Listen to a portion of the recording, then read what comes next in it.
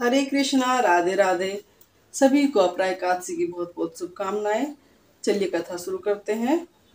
श्री युधिष्ठिर बोले कि हे भगवान, ज्येष्ठ माह की कृष्ण पक्ष की एकादशी का क्या नाम है तथा उसका महात्म्य क्या है, कृपा करके कहिए। श्री कृष्ण भगवान बोले कि हे राजन, ज्येष्ठ माह के कृष्ण पक्ष की एकादशी का नाम अपरा है, क्योंकि यह अपार धन देने वाली है। यह पुण्य को देने वाली और पापों को नष्ट करने वाली होती है।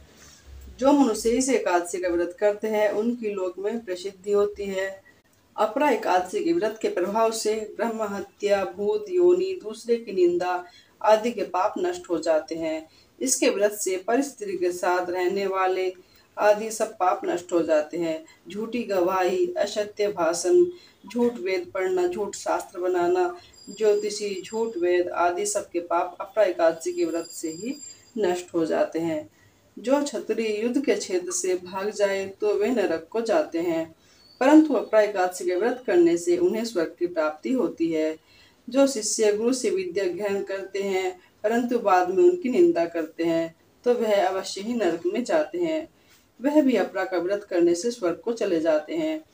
जो फल तीनों पुष्करों में स्नान करने से या कार्तिक मास में स्नान करने से अथवा गंगा जी के तट पर पितरों को पिंडदान करने से मिलता है, वह फल अपरा एकादशी का व्रत करने से मिलता है।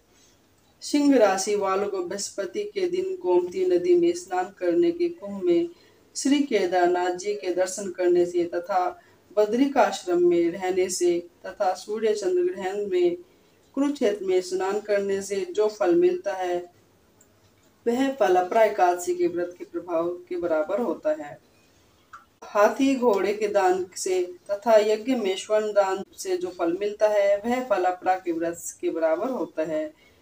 हाल की ब्याही गो, भूमि या स्वर्ण के दान का फल भी इसके फल के बराबर होता है। यह व्रत पाप रूपी वृक्षों को काटने को कुल्हाड़ी के समान है। यह अपरा का व्रत पाप रूपी अंधकार के लिए सूर्य के समान है। अतः व्यक्ति को एकादशी का व्रत अवश्य करना चाहिए। यह व्रत सब व्रतों में श्रेष्ठ है। अपरा एकादशी के दिन भक्ति पूर्वक श्री विष्णु भगवान का पूजन करना चाहिए, जिससे अंत में विष्णु पद की प्राप्ति होती है। हे राजन, मैंने यह अपरा एकादशी की कथा लोकहित के लिए कही है।